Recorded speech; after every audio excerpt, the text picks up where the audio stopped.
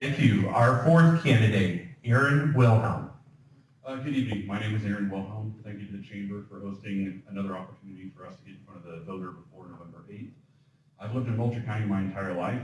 I'm seeking election to the county board to take an active part in our county's governing and help ensure the place that I was raised and where I'm raising my family continues to prosper and thrive in a world where common sense isn't all that common.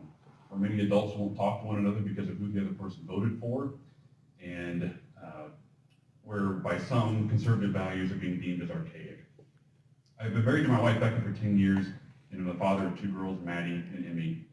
I believe in our great Constitution and the freedoms that it protects. I believe in capitalism, lower taxes, and smaller government. I believe that all Americans, regardless of color or creed, deserve the same opportunity to succeed. I don't take a position on the county board for any kind of recognition, benefit, or title. I come as a humble citizen wanting to serve the people. Thank you.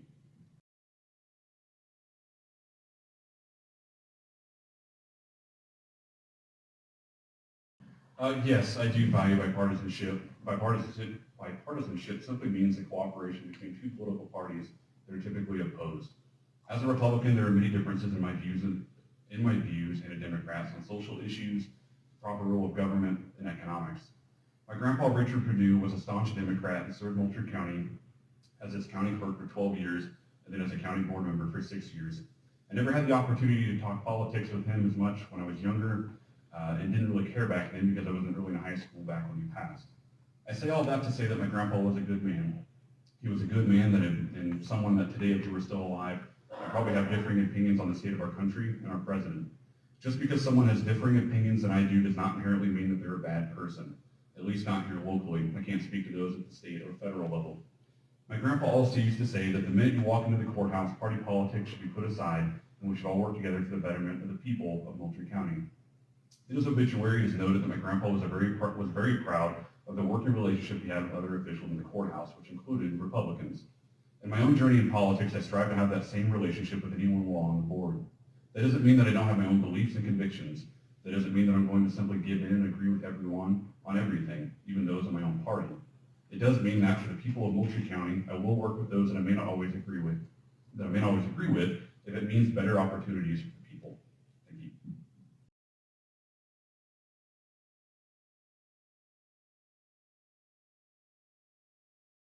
If elected to the county board, my first priority would be to simply bring stability and consistency to a courthouse that is experiencing the opposite.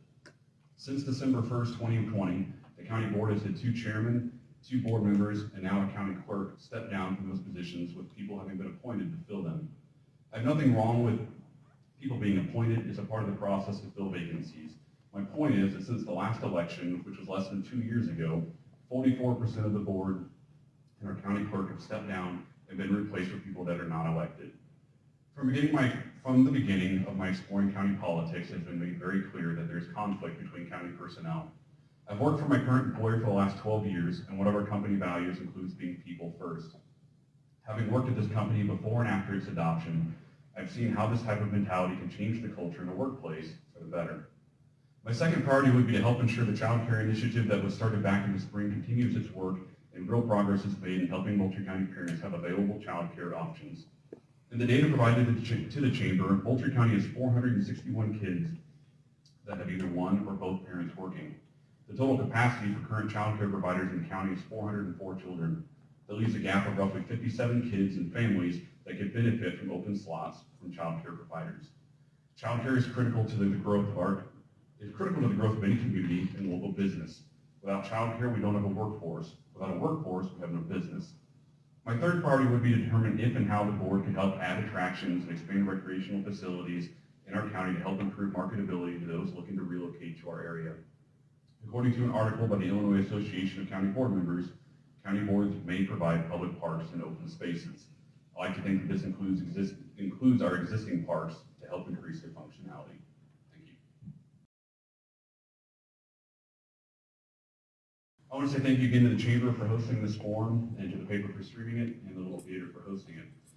I know that politics can be overwhelming, especially at the state and federal level, but the people that are voted into local and county positions are the ones that are making decisions that you'll notice the most and that will affect you the most.